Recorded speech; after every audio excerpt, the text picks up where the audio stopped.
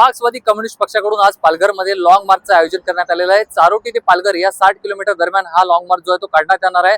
मी सध्या चारोटी या भागात आहे आणि आता बघितलं तर या ठिकाणी मोठ्या प्रमाणात शेतकरी असतील किंवा मग मार्क्सवादी कम्युनिस्ट पक्षाचे कार्यकर्ते असतील हे जमायला सुरुवात झालेली आहे। त्याचबरोबर कायदा व सुव्यवस्था बिघडू नये म्हणून मोठ्या प्रमाणात पोलिसांचा बंदोबस्त देखील या ठिकाणी तैनात करण्यात आलेला आहे। शेतकरी असतील त्याचबरोबर आदिवासी पालघरचे आदिवासी असतील यांच्या जिवंत प्रलंबित प्रश्नांबाबत हा मोर्चा जो आहे तो काढण्यात येणार आहे। आज या मोर्चाला सुरुवात होणार असून उद्या पालघर जिल्हाधिकारी कार्यालयावर हा मोर्चा धडकणार आहे। त्यामुळे मोठ्या प्रमाणात आता कार्यकर्ते देखील जमायला सुरुवात होणार आहे।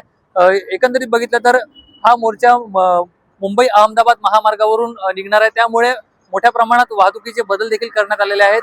2 दिवस या महामार्गावर जी ती वाहतूक ठप्प ठेवण्यात येणार आहे।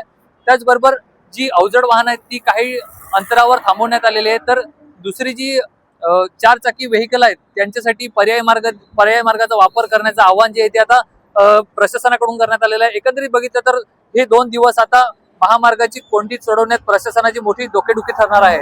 शेतकऱ्यांचे प्रश्न आहेत, शेतकऱ्यांच्या प्रश्नासाठी सर्व मोठे शेतकरी दाखल झालेले आहेत। आज सर्व बैलगाड्या सर्व आमच्या अवजारे घेऊन सर्व शेतकरी आहे। हा पालघर कलेक्टर कार्यालयावर उद्या पोहोचेल आणि मागण्या पूर्ण केल्याशिवाय तिथून हलणार नाही। हे वादळ बघून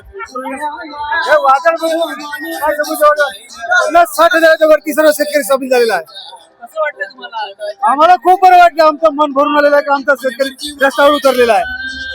नक्कीच बघितलं तर आज स्वतः शेतकरी देखील या मोर्चामध्ये सहभागी झालेले आहेत आणि त्यामुळे मोठा उत्साह जो आहे तो या मोर्चामध्ये आपल्याला पाहायला मिळतोय। पुढारी न्यूज साठी जितेंद्र पाटील, पालघर।